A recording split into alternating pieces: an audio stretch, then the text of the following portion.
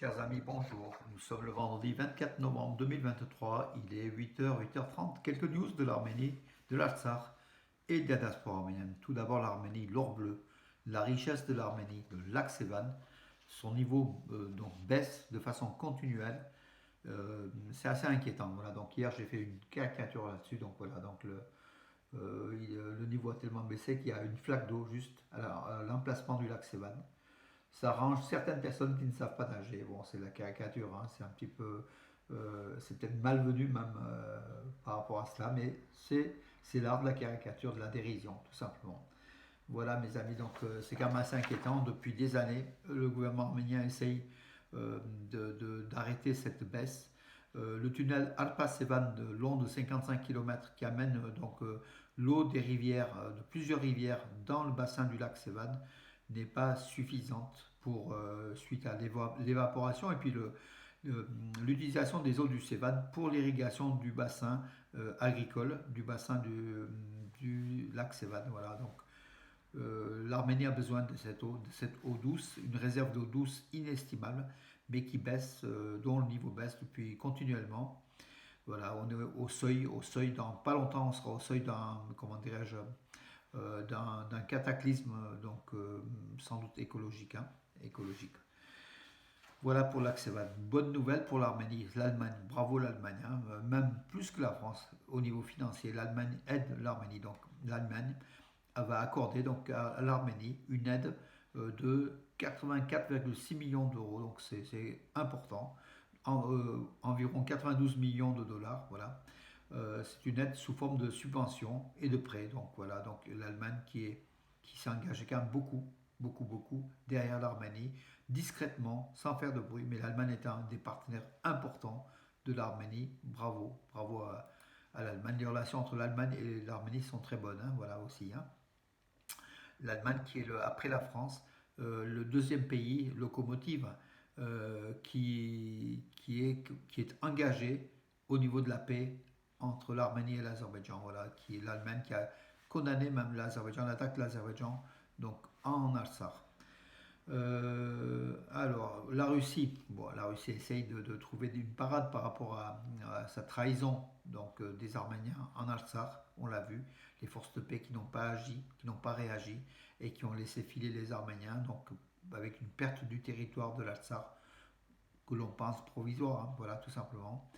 La Russie essaye de rattraper le coup en livrant donc bien sûr hier c'était un avion Antonov de 40 tonnes d'aide humanitaire destiné aux réfugiés arméniens de l'Artsakh en Arménie.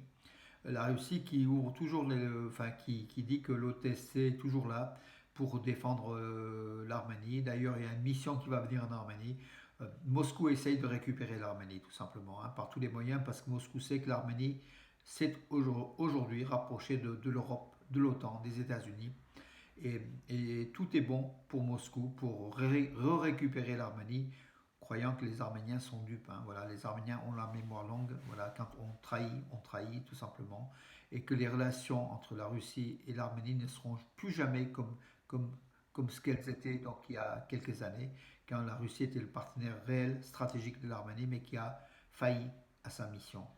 L'Arménie n'a pas été comment dirais-je, à la rencontre de l'OTC à Minsk hier avant-hier en Biélorussie.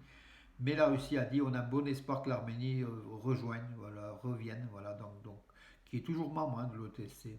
Voilà. C'est assez compliqué quand même, hein, au niveau de l'Arménie joue le bras de fer contre Moscou. C'est difficile. Moscou est un partenaire très très dangereux, très fort. Voilà, donc où est comment dirais-je, la marge de manœuvre de l'Arménie entre l'Europe et Moscou, entre les États-Unis et la Russie.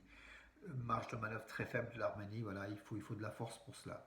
Et nous voyons l'Ukraine, hein, l'Ukraine qui s'est embourbée suite à l'attaque de la Russie qui semble prendre un petit peu le dessus des opérations militaires.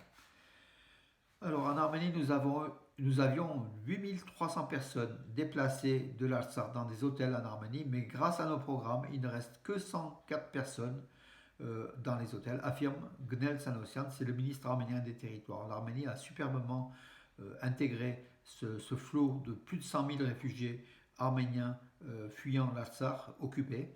Euh, mais bon, le problème du logement se pose, le problème de l'emploi se pose. Tout n'est pas fini, mais l'Arménie est quand même sur la bonne voie. Donc elle a mis toutes les mesures, toute sa force pour intégrer cette population arménienne de l'Artsakh avec ses faibles moyens d'Arménie, aidée bien sûr par la France, par l'Allemagne, par la Suède, par des fonds internationaux, humanitaires. Et l'Arménie en avait bien besoin, mais en tout cas l'Arménie a prouvé que c'était un pays, un petit pays, mais aux grandes capacités de solidarité et d'intégration. Voilà, ça a été une leçon, et d'ailleurs ça a été noté par de nombreux politiques européens qui ont remercié l'Arménie pour cela. En quelques jours, l'Arménie qui a absorbé un flot de plus de 100 000 réfugiés arméniens fuyant l'Artsakh suite à l'agression azérie. L'Arménie a été établi, donc c'est Pachinian qui est le premier ministre arménien, bien sûr tous les chiffres qui sont en sa faveur, il les met en exergue. L'Arménie, en octobre 2023, c'est ce que Pachinian a dit, hein, il y a eu en Arménie 730 000 emplois enregistrés, donc ce qui constitue un nouveau record absolu dans l'histoire de la Troisième République d'Arménie. C'est ce qu'a déclaré donc hier lors de la séance du gouvernement arménien Nicole Pachinian, le chef du gouvernement arménien. Voilà. En octobre 2023, le nombre de 730 000, donc c'est un record. Depuis 2018, depuis mai 2018, l'arrivée donc de Pachinian au pouvoir, environ 183 000 nouveaux postes ont été créés en Arménie. Beaucoup de ces postes ont été créés aussi par des Russes, par des Ukrainiens, par des Arméniens de l'étranger, par de nombreuses personnes qui sont venues s'installer en Arménie aussi, hein, il faut le dire.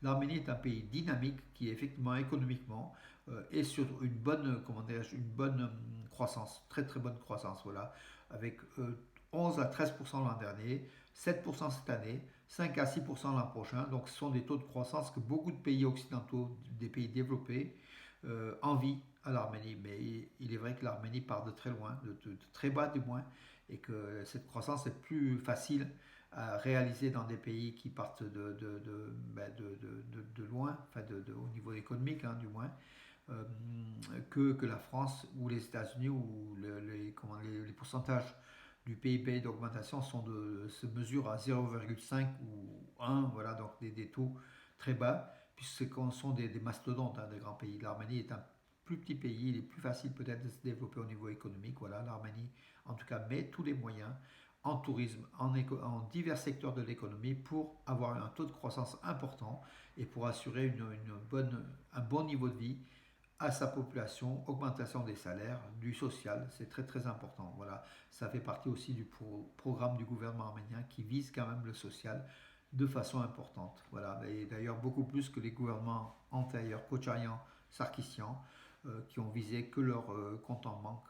Voilà, donc mes amis, c'est quand même malgré tout, on peut reprocher beaucoup de choses à Pachinian, mais effectivement au niveau économique, au niveau social, l'Arménie se développe sous l'ère donc Pachinian, peut-être grâce aussi à cette immigration russe qui est venue, hein, donc suite à la guerre entre la Russie et l'Ukraine, suite à cette manne financière très très importante de la création de nombreuses entreprises, plus d'un millier par ces Russes en Arménie.